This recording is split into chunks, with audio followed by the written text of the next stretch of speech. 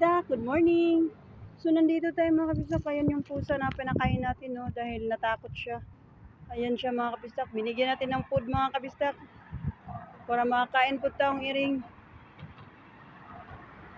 Nandito tayo mga kabisdak ko sa kabundukan. Habang naglalakad tayo mga kabisdak, nakasalubong tayo ng iring ng pusa dyan sa dilim. Tinawag natin para pakainin natin mga kabisdak, kawawa naman, ayan o.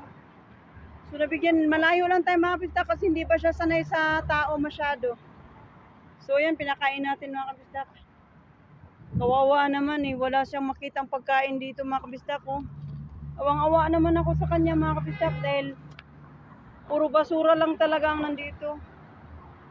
Kaya buti na lang talagang nakita natin siya mga kabisdak at na yan, may saya na si Ningning. May pagkain na siya. So ayan, sarap na ng kain niya.